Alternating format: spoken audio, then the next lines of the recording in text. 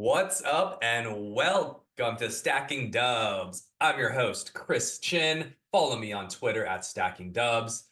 The Warriors stacked their fifth straight dubs, tied for longest on the season as they take down the Dallas Mavericks 104 to 100 at home, where they have had plenty of issues, but not in this one, as they moved to 7 games over 500 for the first time since the 21-22 championship season. Most importantly, the Warriors moved 3 games ahead of Houston as the Rockets lose last night and the Warriors have the tiebreaker. So with 7 games remaining, the Warriors can really close out their play-in hopes with a win against Houston on Thursday. But in this one, wow, a game of exciting large runs. In the first half, Dubs go on a 19-2 run where everything's clicking. The defense is tenacious. The shots are falling. Everything's going well until the Warriors fall apart and give up a 13-0 run to the Mavericks and go into the half tied. The Mavericks would add 6 straight more as they come out of the break for a total of a 19-0 run wrapped around halftime. Things started to look a little dicey for the Warriors at this point, but towards the end of the third quarter, with Steph Curry on the bench, the second unit goes on a 22-8 run. The bench was 39-13 in the game, and is really just a team effort despite an off game for Steph Curry, who only had 13 points in this one. Down the stretch, this one got close, and well, Draymond Green stepped up and really put his stamp on this game when it mattered most.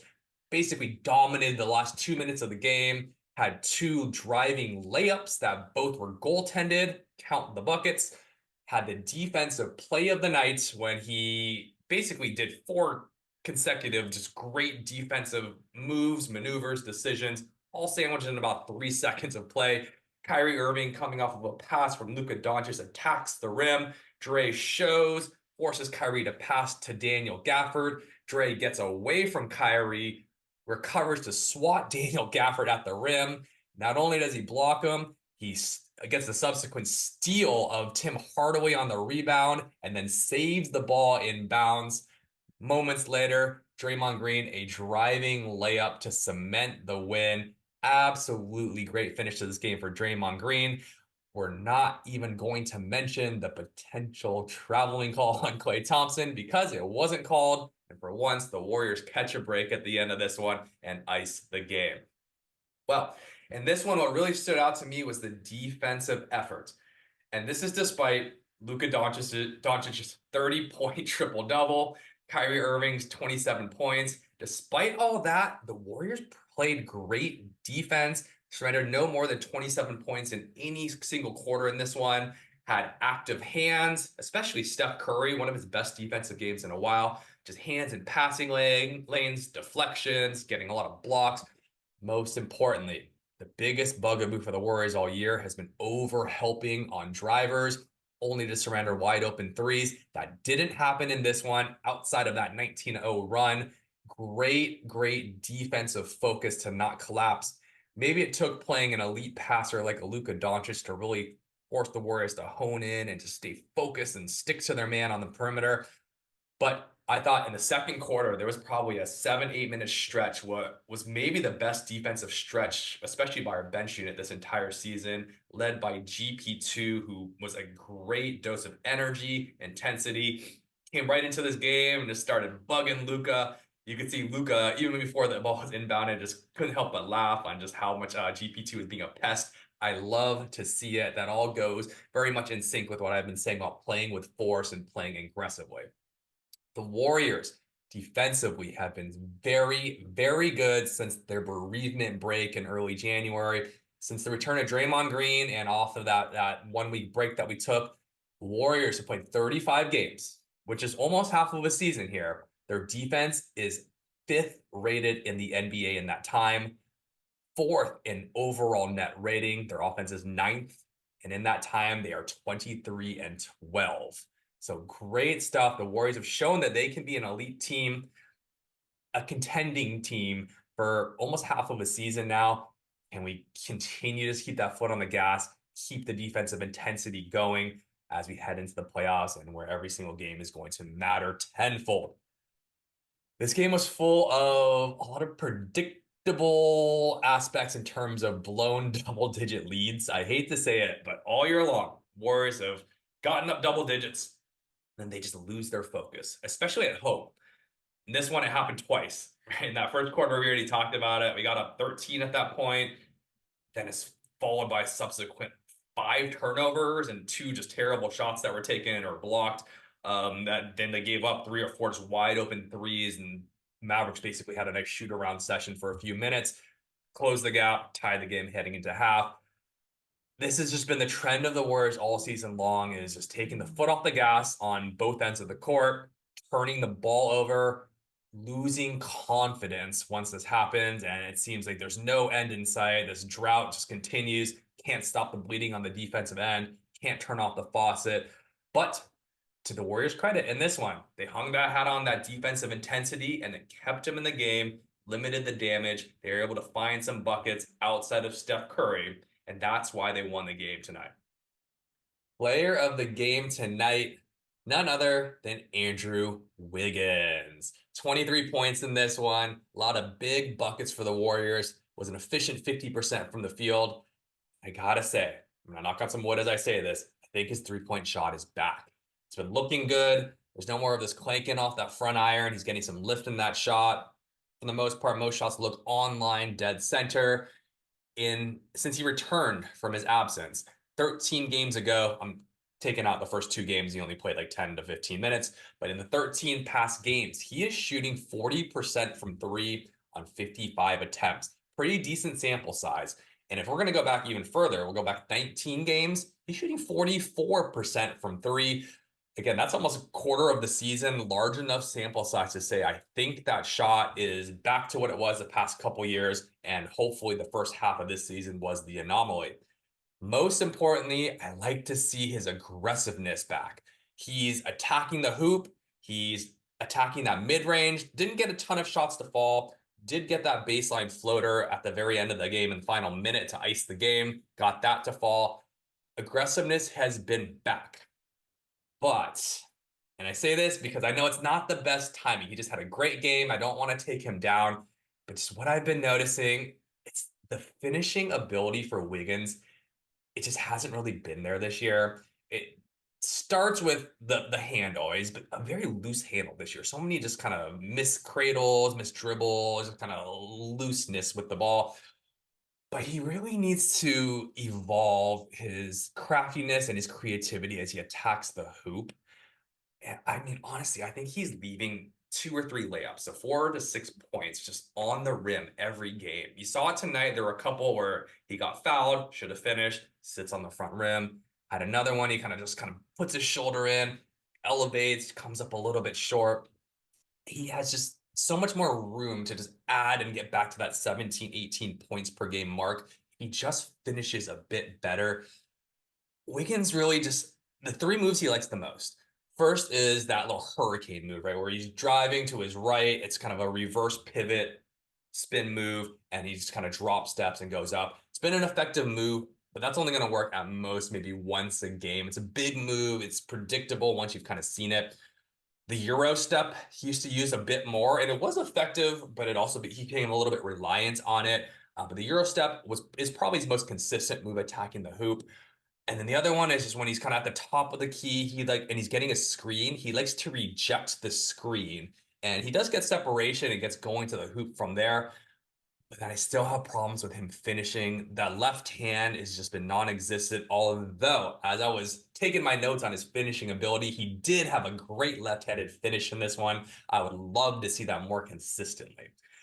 My point is that Wiggins is back in terms of a shooter, but as far as finishing, elevating, being a vertical finisher, and just having some touch, it's still not quite what it's been in the past couple years. He's never been a great finisher, but he used to at least finish strong.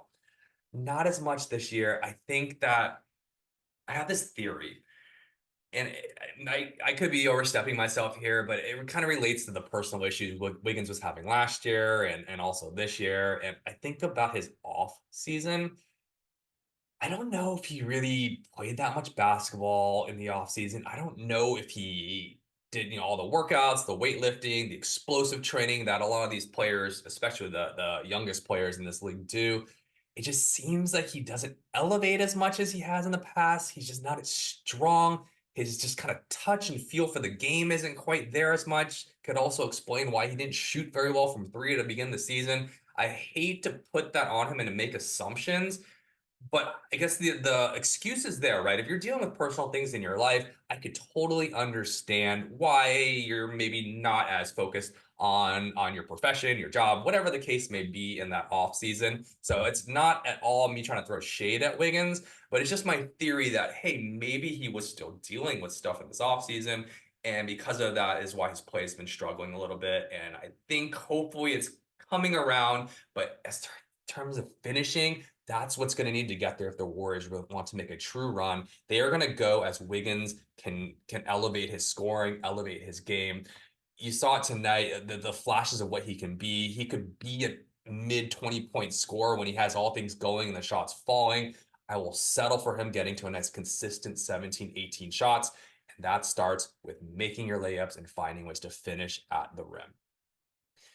Other heroes of this game, the entire bench unit. Already talked about it. 39-13 bench scoring in this game, led by Chris Paul first and foremost, had 14 points in this one, was 6 of 11 from the field.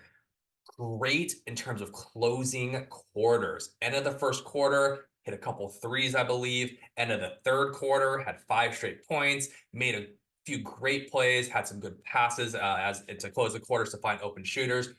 We've really struggled to close quarters, close halves throughout the season, and Chris Paul did a great job to neutralize that and win the end of quarters on this one for the Warriors. Moses Moody. Can't believe we've gone this long without talking about Moody. Moody had a great game in this one, had another 12 points, hit 4 threes. He is 10 of 14 in his last 3 games from three. We talk about Andrew Wiggins' 3-point shot being back. Moses Moody, your 3-point shot is back as well. I am loving it because when Moody is hitting his threes, he brings a completely different dimension to the Warriors. Phenomenal effort, great hustle, a lot of just the little things, harassing Kyrie Irving, playing great defense against Luka Doncic. His length, he's got a 7 foot, I think he's got a 7'1" wingspan even as a wing, which is great for defensive purposes. And just the effort. I love everything about Moody. He's been playing 20 minutes per game in the last 4 games. Can we continue to find him the minutes, especially if that 3-point shot is falling? Brandon Pajemski in this one, unsung hero, only scored 5 points, which can be deceiving, but he had 10 rebounds, 5 assists, and oh, guess what? Yes, he led the team in plus minus again at a plus 17. Wasn't even close. By far the best plus minus in this one. GP2, great defense. Talked about him a little bit. Had a nice steal, breakaway, reverse dunk, one of the highlight plays of the night. Also, at the end of the third quarter, as the Warriors made a great run to retake the lead, had it off of a great pass and creation from Pajemski, had a nice back cut for another dunk, put the Warriors up 6 at that point, closed the quarter strong. All that being said about the bench, how do the minutes work with Jonathan Kuminga returning? Already said that he's been cleared for Thursday's game against the Rockets. He will be back. Kuminga, one of our best players, arguably our second best player on most nights. How do we fit the minutes? Does he go right back to playing his full mid-30s minutes? Do we trim him down a little bit?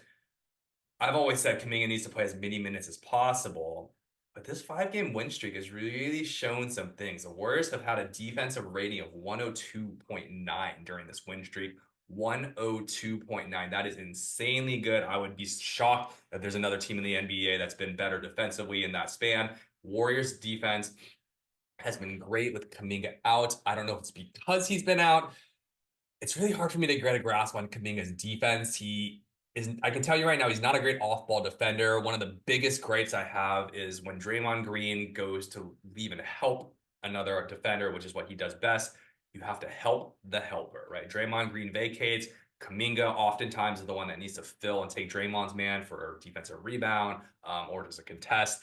Doesn't always happen. I think that's where we can struggle with Kuminga on defense. But as far as being an on-ball defender, the athleticism, guarding big, strong, athletic wings, Kuminga's great for that. Do we trim his minutes back a little bit and find ways to keep getting Moody? Pajemski is going to get his minutes. GP2, and basically just this bench unit close to 20 minutes apiece. We'll see how it works. It's going to be matchup dependent, but that's something I'm looking to see out of this bench. All right, looking forward. Obviously, a huge game against Houston on Thursday, the front end of a back-to-back with the Mavericks on Friday, right after that. My question is, if we beat Houston, and that puts us up 4 games with the tiebreaker on them with 6 games to go, I think we would assume that that puts to bed the Warriors potentially falling out of the play-in. I think that would lock them up pretty much into the 10 seed with a chance at the 9 seed. I want to say the 8 seed is pretty out of reach. We're still 3 games back. I just don't see that happening or it being worth chasing it. So my question is, do we rest? Is it worth trying to get home court advantage on the Lakers? Do we still play the Lakers? Is it worth potentially resting and getting guys like Steph, who's clearly been a little bit tired, not at his best? He was good against the Spurs with 33 last game, but he's had 3 games under 20 points, I believe, in the last 4 games, 5 games. But is Steph a little tired? How's that ankle doing? I mean, he said it's something that's not going to go away until the end of the season when he rolled his ankle. I mean, we have a back-to-back with the Rockets and then Mavericks. Maybe we beat the Rockets and then say, hey, let's rest everybody on the Mavericks on that back-to-back. Next week, we have another back-to-back with the Blazers and Pelicans. I could see some of the veterans, Draymond Green especially, with his back problems, resting on that back-to-back a little bit. Is it worth that to just try to be fresh heading into the play-in and give ourselves a chance at making a run into the playoffs? You think about it, especially if we're on the road, right? We would be starting on the road at the Lakers. Then 2 days later, you're on the road in another elimination game against the Suns or the Kings. Then if you win that, 2 to 3 days later, you're on the road going probably to Denver at altitude and getting right into that series there. So there's not a lot of break. There's a ton of travel. If anything, the Warriors can maybe get a little bit of rest in this next week or so if we want to just kind of take our foot off the gas. But you risk losing your momentum. You risk the rhythm, the chemistry, everything that's going so well. You don't want to rest that. We're jump shooters, between Clay, Steph, everyone else, jump shooters. You don't want to take too much time off. Those are things that Steve Kerr is going to have to weigh. Personally, I think you can rest the back-to-backs. You still play the Lakers game. You still play, and we have the Jazz twice. So you play those games and then you kind of see how it goes from there and you kind of evaluate how far the risk versus reward. So anyways, guys, great job. We got a 5-stack rolling. Let's keep it going. Let's keep playing strong. Let's keep playing with force. And let's just keep on stacking the dubs. All right, guys. Until next time, thanks for joining me. I am your host, Chris Chinn. Peace, love, and stacking dubs.